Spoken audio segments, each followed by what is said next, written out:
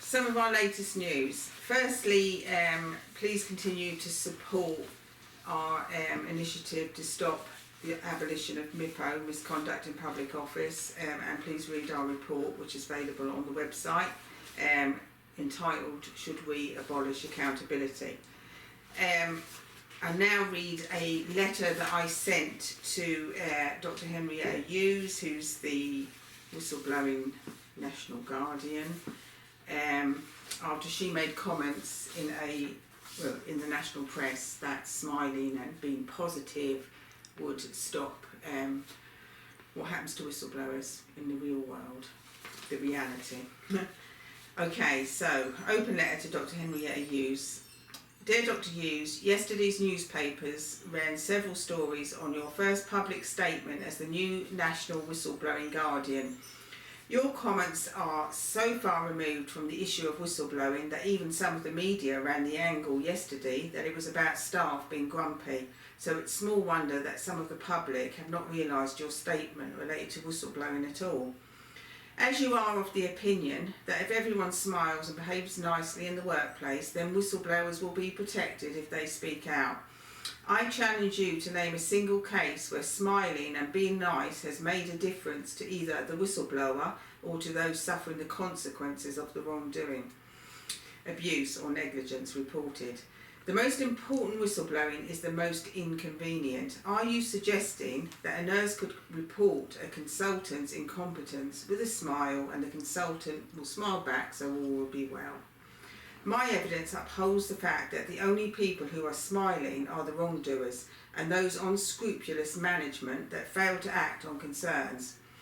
I have always known that the Robert Francis inquiry and his subsequent recommendations were a sorry excuse for action, and therefore I had no expectations of the Whistle-blowing Guardian charade.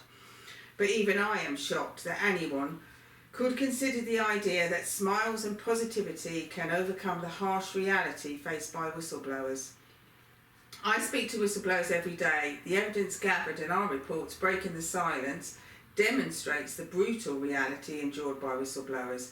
We have always been clear that nothing can change without a full inquiry with a jury into all PIDA cases, resulting in those who have harmed whistleblowers being held to account, and then replace PIDA with Edna's Law.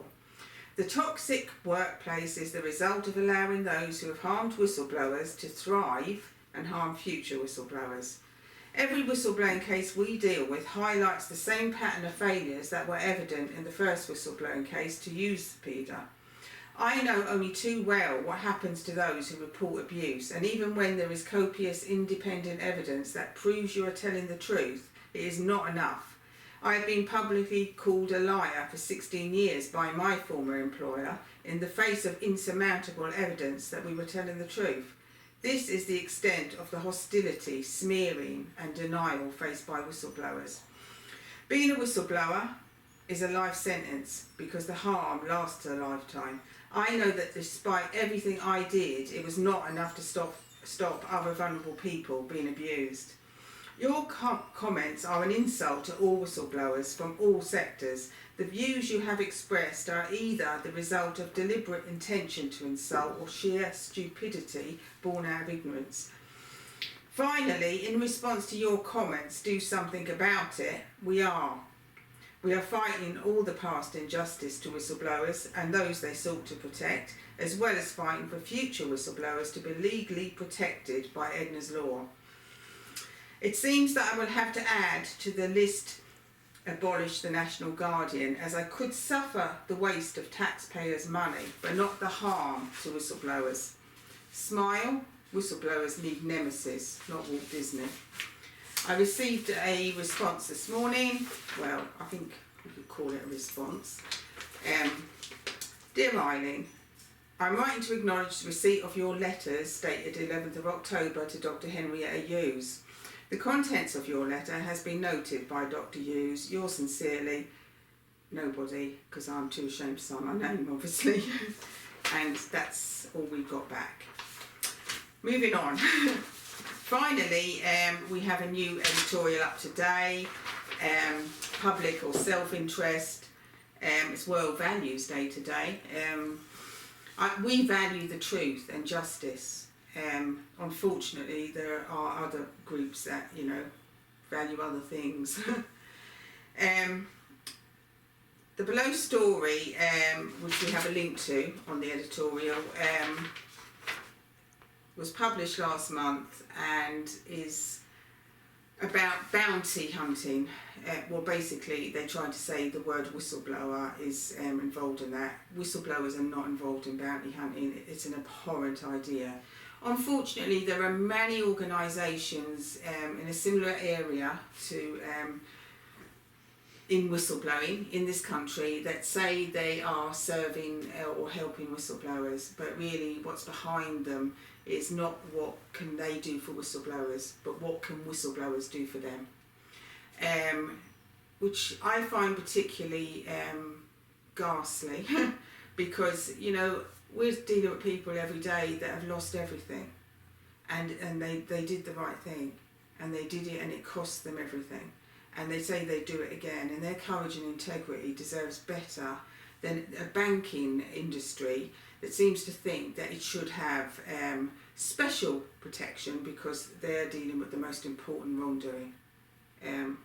All whistleblowers should be protected equally, firstly, and that includes the banking sector, because there's many people with integrity in the banking sector who are genuine whistleblowers and didn't look up in a book to see what it was worth, you know, on a scale before they reported the wrongdoing.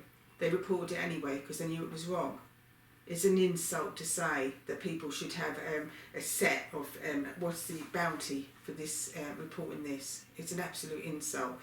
Now, Whistleblowers UK, Georgina Halford Hall says, I quote, that bounties are a moral good and that they validate whistleblowers and send a signal they've done the right thing. Words fail me, but obviously I can't believe anyone could hold such a view, firstly. And secondly, this is an organisation that's offering to sell to business. We'll give you a whistleblower accreditation, you're whistleblower friendly, for a price. Everything has a price for them. Well, yes, I have a price for whistleblowers, and it's Edna's Law, because it's the only thing that will help them. And people that are serving themselves and advocating money payoffs before wrongdoing is reported, and that people's lives don't matter. It saddens me, to be quite honest. It makes me sad that people like that are in the world, but only briefly sad, because it won't be long before the phone rings and I'll speak to another whistleblower today, and then again I'm inspired every single time that there's so many good people who are serving the public interest and not their self-interest.